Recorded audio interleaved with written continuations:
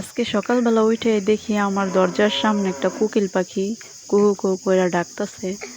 তাই আমার কোকিল পাখির ডাকটা শুনতে খুবই ভালো লাগলো। সকালবেলা কোকিল পাখির মধুর সুরের গান শুনতে কার না ভালো লাগে। তাই আজকে আমি সকালবেলা সংসারের প্রথম কাজ শুরু করলাম পাকঘরের ছাই উঠাইয়া পাখির ঘর ঝাড়ু দিয়া পরিষ্কার করছি। আমি রান্না বান্নার প্রস্তুতি নিব। এর মধ্যে একটা নারকেল গাছের বাগ্গা পড়লো।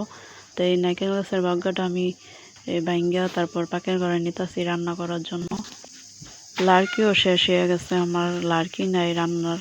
তাই নারকেল গাছের বাগ্গাটা পরনে অনেক ভালো হয়েছে, অনেকগুলা বাগ্গা শুকাই রয়েছে। তাই মাঝে মধ্যে দুই একটা করে পরে আর আমি ভাঙ্গা এটা দিয়া রান্না করি। এই যে একটা সাবান, এই সাবানটারে কাইটে আমি দুই ভাগ করতেছি। আসলে বড় সাবান আনাম রাখলে গইলা যায়। আমার ছোট বাচ্চা আছে তো, আবার পানির মধ্যে ভিজাইয়া শেষ করে লাই। এই লেগে কাইটটা অর্ধেক থুয়া দিছি আর অর্ধেক বাই করে রাখছি। তাই যে আমি রান্না বসাই দিছি। তাই চালটা আমি আগেই ধুয়ে রাখছিলাম, পানিটা ভিজাই রাখছি কতক্ষণ। তো আমার মেয়ে তো আবার অনেক কাজের, এই মেয়ে এক ডিব্বা হলুদ ফাঁকি এই চালের মধ্যে দিয়া দিছে। তো এগুলো আবার ধুইয়া তারপরে যে ভাতের পানি আগে বসাই দিছি, এখন চালটা দিয়া দিতেছি। আর এই যে মাছ রাঁধতেছি, রুই মাছটা ভাজা হইলে তারপর পটল দিয়া আলু দিয়া টমেটো দিয়া মাছটা রান্না। আর এই যে দেখেন আমি ভাজা না হইতে খোঁচাখুচি শুরু করে দিছি। মাছ ভাজা হইলে আমার খালি শয়তানে লাড়ে মাছ খোঁচানোর লেগা। তাই আমি এই যে রান্না বান্না শেষ করে একটু মুখের যত্ন নিতেছি। বাচ্চা কাচ্চা সামলে রান্না বান্না সংসারে কাজ করতে করতে আমার মুখের একেবারে 32টা বেজে গেছে গা, দেন না ফেসনের মতো হয়ে গেছে গা।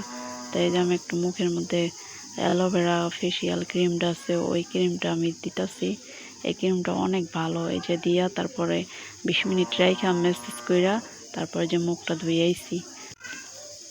এখন একটু মুখে চুনো দিমু, ফেয়ার লাভলি চুনো। এই যে এই চুনোটা আমি সব সময় ব্যবহার করি, অন্য কোনো ক্রিম বা চুনো আমি ব্যবহার করি না। এরপর চুনোটা দিয়া একটু পাউডার দিমু। আমি সব সময় চুনো দেওয়ার পরে হালকা একটু পাউডার দিই। পাউডারটা দিলে মুখটা অনেক ফ্রেশ দেখা যায়। তাই আজকের ভিডিওটা আমার এই পর্যন্তই। যদি আপনাদের ভিডিওটা ভালো লাগে তাইলে আমার ভিডিওটা শেয়ার করবেন আর আমার চ্যানেলটা সাবস্ক্রাইব করে আমার পাশে থাকবেন। আল্লাহ হাফেজ।